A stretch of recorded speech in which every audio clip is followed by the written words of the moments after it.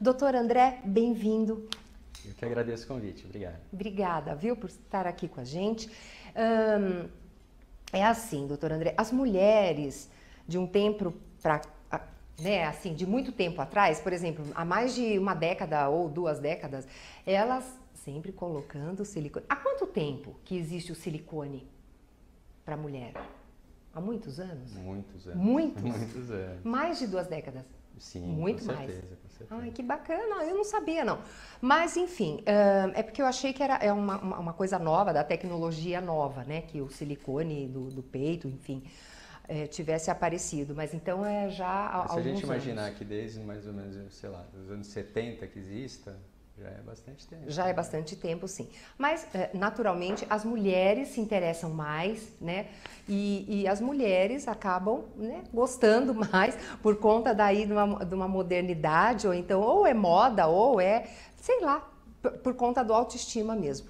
Mas, de repente, os homens também entraram para esse grupo. Há muito tempo, os homens? Assim, a plástica ela surgiu mais ou menos lá nos anos 50, 60, a parte reparadora, né? Começou com tratamento de deformidades. E daí com a evolução da técnica foi migrando para a parte estética, a evolução da técnica, da segurança, começaram a fazer algumas correções estéticas e vendo que dava resultados, né? E no começo a plástica era muito mal vista até pelos médicos, né? Então não existia uma residência de cirurgia plástica, a plástica como especialidade, então quem fazia antigamente eram cirurgiões gerais, e os que começaram a migrar para a cirurgia plástica e estética não eram muito bem vistos, né? Era visto como um cirurgião plástico de superfície, uma coisa que não tinha muita importância. E com isso foi crescendo, foi melhorando as técnicas, foi tendo uma aceitação melhor e no começo era uma coisa de muito paciente rica, poucas mulheres que faziam e vista como uma coisa fútil, né? Foi aumentando a quantidade de plásticas, ficando mais barata, mais acessível e a maioria começou a ter um acesso que antes era proibitivo. Com isso, as mulheres passaram também a se cuidar muito mais nesse tempo, viver mais, ter uma qualidade de vida melhor, né? Então hoje mulheres de 50 anos parecem ter 30 anos, né? Porque passaram a se cuidar e isso trouxe um aumento da autoestima muito grande, não só das mulheres, quanto dos homens também, começaram a se cuidar.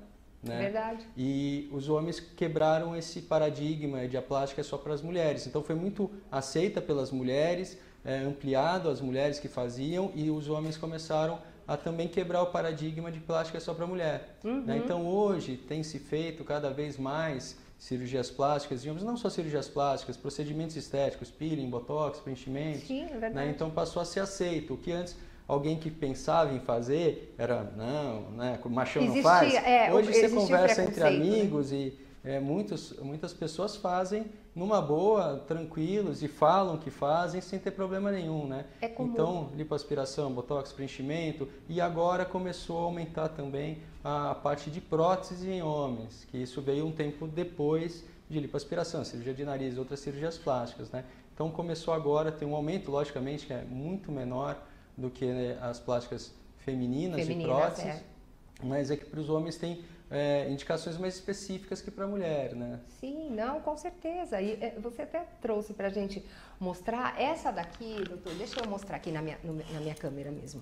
É uma de peitoral. De peitoral masculino. Masculino. Isso. Tá vendo, gente? É mais fininha, né? Ela é para mimetizar um músculo aumentado. Né? Isso é interessante ver que, assim, lógico que toda plástica, o ideal é ter um resultado natural, não ter um resultado aberrante, uma coisa berrante desconexa, né? Lógico. Fora do contexto. Então, para você ter um resultado harmônico com o seu corpo, uma prótese peitoral masculina, o paciente tem que estar magro. Porque se o paciente estiver acima do peso e coloque uma prótese peitoral masculina, vai parecer que ele está mais gordo. É verdade. Né? Então, ou o paciente é magro, aquele que malha, que tenta ganhar peitoral e por genética não consegue. Não consegue. Né? E daí põe a prótese, dá uma aumentada dentro do natural. Ou o paciente precisa associar uma lipoaspiração para dar uma secada no restante do corpo e pra colocar depois... dá para pôr até no mesmo tempo cirúrgico.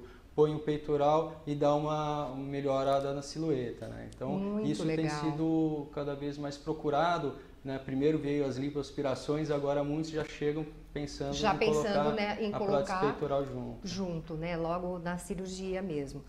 E é muito legal. Essa tem um tempo também para os homens? Toda prótese, ela tem o seu tempo de vida útil, digamos assim. Né? Dentro do organismo. Não existe prótese definitiva. Né? A prótese, ela sofre um desgaste com o tempo e um dia deve ser trocada. Natural, As né? próteses de 10 anos atrás, a gente fala que duram 10 anos. Né? Então, depois de 10 anos é bom trocar. É bom trocar. Porque ela sofre um desgaste, ela vai perdendo a resistência dela. Né? Ela tem um gel de silicone dentro, cápsula em volta, e a cápsula dela vai perdendo a resistência, então ela fica mais propensa a estourar. Lembrar que a mulher mais velha, ela começa a fazer mamografia. Então você pegar uma prótese já desgastada, já de uma qualidade que já não está tão boa quanto ela foi colocada, e começar a apertar numa mamografia, a chance dela romper é maior. Né? Hoje as próteses têm uma qualidade de material muito melhor do que as de 10 anos atrás. Então elas vão durar 15, 20 anos tranquilamente. Tem prótese hoje que dá garantia de 15 anos. Né? Então eu acho que deve durar 15, 20 anos as próteses de hoje. Talvez daqui a 10 anos durem mais, né? Porque o material sempre está evoluindo e sempre está ganhando mais esse material é bem firme, né? Isso, a qualidade. E se houver uma ruptura... Então, como o gel é coeso, né, coeso quer dizer o quê? Parece uma gelatina, ela não esparrama. Então, se você romper uma prótese no meio e virar assim, ela não vai derrubar, não vai esparramar, não vai migrar. Então, mesmo se ela romper, fica ali o gel. Lógico que não é bom ter uma prótese rompida, deve ser trocada. Mas não vai migrar, não vai sair de lá. Hoje a tecnologia realmente está ótima. E só para a gente se prevenir, doutor, como é que a gente sabe, por exemplo, a prótese está rompida? Como que a gente sabe? Tem algum sinal? Então, o exame de imagens, né? O exame de imagens. Não existe uma assim, ressonância. Uma dor, uma... Se você passou a ter já um sintoma clínico, já veio de uma complicação da prótese rompida. Então a prótese rompida, ela vai ter um extravasamento microscópio de silicone, né? Pequenas partículas causam uma irritação da cápsula do corpo, que lembra que você põe a prótese, o corpo faz uma cicatriz em volta para isolar, fala isso não é meu, vamos fazer uma cicatriz e vamos isolar essa prótese. E essa cápsula, geralmente ela é tênue, ela é bem fininha. Né? Se você tem alguma inflamação dentro, ou seja, um hematoma, um sangramento, ou uma infecção, ou seroma, que é uma bolsa de soro, ou um extravasamento de silicone, microscópio, que seja, essa cápsula começa a espessar e ter a contratura de cápsula, que o povo chama de rejeição. Entendi. Né? Ela não começa, é uma rejeição, ela começa a espessar, o corpo começa a se defender. Começa, exatamente, contrair e apertar aquela prótese. Mais ainda. Exatamente. Então você pode começar a ter um enrijecimento da mama, você pode começar a ter dor na mama e até deformação. Então o 4º grau de contratura capsular, ele além de doer, ele deforma a mama. Né? O 3º grau, você tem uma dor, você sente ele meio enrijecido, mas não tem a deformação. Né? Então o corpo começa a dar já sinais de reação àquela prótese. O ideal é, numa suspeita, fazer um exame antes que isso aconteça. Um ultrassom? Já dá ultrassom, uma ressonância magnética. Ou a ressonância já dá para perceber tudo, dá para ver a cápsula rompida. Na dúvida, se o ultrassom, que depende do médico olhar, se ele tem dúvida, pede a ressonância, que daí tira as dúvidas. E só vocês mesmo, né, doutor? O ginecologista, de repente, ele não consegue ter essa visão. Quem faz o exame e dá o laudo é o radiologista. Que ele é o radiologista, certo. Em ver sinais de imagem. De imagem. Né? A gente consegue ter uma noção, mas eles veem coisas detalhes, né? O acompanhamento faz parte, né? A mulher, ela vai fazer um ultrassom, uma mamografia anualmente no mínimo, né? Então, dependendo da idade já vai dela, vendo, né? Já vai ver. Né? O homem que coloca a prótese, ele não tem esse segmento ginecológico, mas ele é importante que ele passe a fazer um acompanhamento. Não, e passou 5 anual. anos, faz 6 ultrassom, anos. É rapidinho. Passou um tempo, já começa, né, fazer mas por prevenção mesmo. Mas, doutor André, bom, aí tem essa da panturrilha. Só pra gente finalizar aqui as próteses.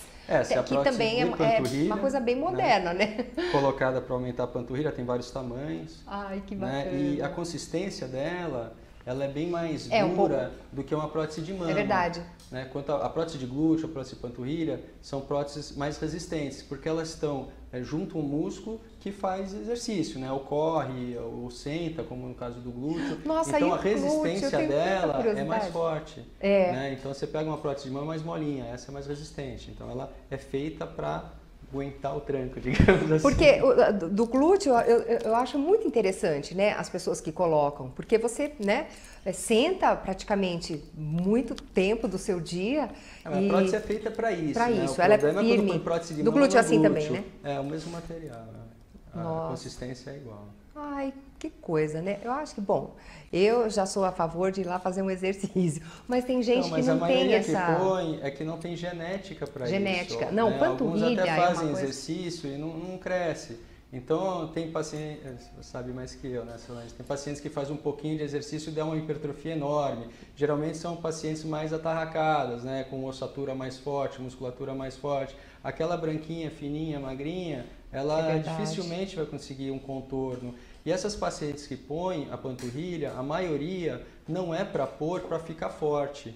É simplesmente para diminuir aquele espaço entre as pernas. Então tem meninas e meninos que tem aquele espaço muito grande, porque são magrinhas, a perna, aquele vão, né? Aquele vão fica muito grande. Então eles têm vergonha de usar shorts, saias, né? Tem meninas que não usam saia nunca, bermuda nunca. Então só para pôr a prótese, para dar um leve contorno e juntar as pernas, ficar uma perna mais...